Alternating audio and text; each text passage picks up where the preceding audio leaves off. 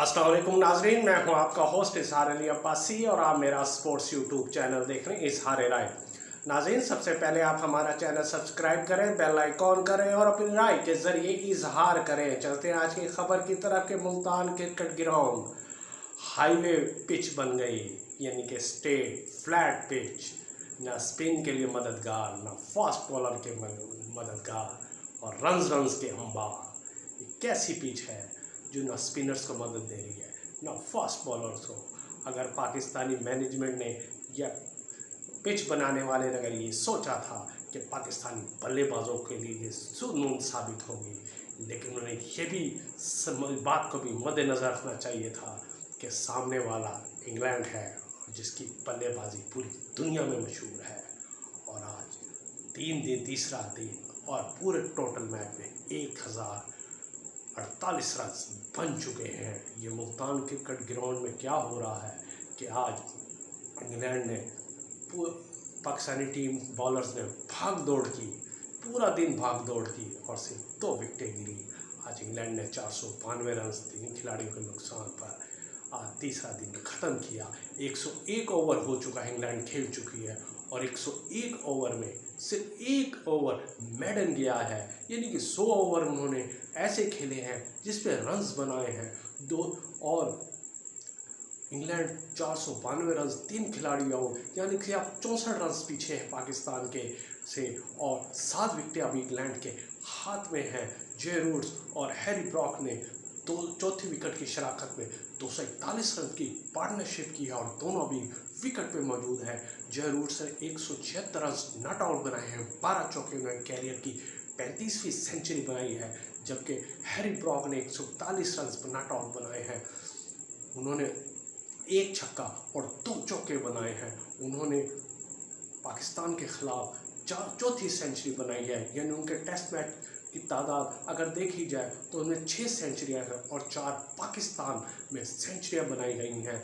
यानी कि 2022 में मुल्तान स्टेडियम में उन्होंने 108 रन बनाए थे और 2022 में कराची स्टेडियम में 111 रन बनाए थे और आज 2024 से मुल्तान क्रिकेट स्टेडियम में 141 नॉट आउट हैं, यानी कि 2 सेंचुरी उन्होंने मुल्तान क्रिकेट स्टेडियम में बना चुके हैं। और पाकिस्तानी बॉलर्स का ये हाल है कि फास्ट बॉलर ने 57 ओवर किए हैं और 253 रन दिए हैं, जबकि स्पिनर्स ने 44 ओवर किए हैं और 283 रन पाकिस्तानी स्पिनर्स ने दिए हैं। यानी Shaheen Shah Afridi 19 over 88 run, Naseem Shah 21 over 87 run और आमिर जमाल 17 ओवर 78 रन। इन तीनों ने 1-1 विकेट भी ली है, लेकिन स्पिनर्स का हाल देखें कि इब्रार ने 35 ओवर किए हैं, 174 रन दिए हैं। सलमान अली आगा ने सिर्फ 6 ओवर किए हैं, 40 रन दिए हैं। साइम अयूब ने 1 ओवर किए हैं, 5 रन दिए हैं और सऊद शकील ने 2 ओवर किए हैं और 14 रन दिए हैं। स्पिनर ने 287 रन दिया और फास्ट बॉलर ने 253 रन दिए और दोनों को मिलाकर 492 रन, 3 खिलाड़ी आउट। इंग्लैंड ने आज तीसरे दिन बना डाले। आज जे रूट ने कैरियर की 35वीं सेंचुरी की, साथ उन्होंने अपने साबिक कप्तान और एलेक्सटर कुक का रिकॉर्ड तोड़ दिया सबसे ज़्यादा रन बनाने का, और वो इंग्लैंड के सबसे ज़्यादा टेस्ट रन बनाने वाले बल्लेबाज बन गए। जे रूट्स ने 147वां टेस्ट मैच खेले और 12,474 रन बनाए हैं, जबकि एलेक्सटर कुक ने 12,472 रन बनाए हैं और 161 उन्होंने टेस्ट मैच खेले हैं। ग्रैम बूच ने 8,900 रन बनाए हैं। वो इंग्लैंड के तीसरे बल्लेबाज हैं जो सबसे ज़्यादा टेस्ट में रन बनाए हैं। चौथे नंबर पर एलेक्स स्टीवेट है, 8,483 रन बनाए हैं, जबकि 5वें नंबर पर डेविड गावर है, उन्होंने 8,231 रन बनाए हैं। जे रूट्स इस लिहाज से भी बेहतर खिलाड़ी बन गए हैं कि उन्होंने आज 12,774 रन बना के वो दुनिया के 5वें टेस्ट में सबसे ज़्यादा रन बनाने वाले बल्लेबाज बन गए। उन्होंने एलेक्सटर कुक का रिकॉर्ड बना और कुक 6ठे नंबर पर आ गए हैं। पहले नंबर पर सचिन तेंदुलकर है जिन्होंने 200 टेस्ट मैच खेले, 12,921 रन बनाए हैं। दूसरे नंबर पर ऑस्ट्रेलिया के रिकी पॉन्टिंग हैं जिन्होंने 168 मैच खेले हैं, 13,778 रन बनाए हैं। तीसरे नंबर पर जनूबी अफ्रीका के जैक कैलिस मौजूद है जिन्होंने 12,289 रन बनाए हैं।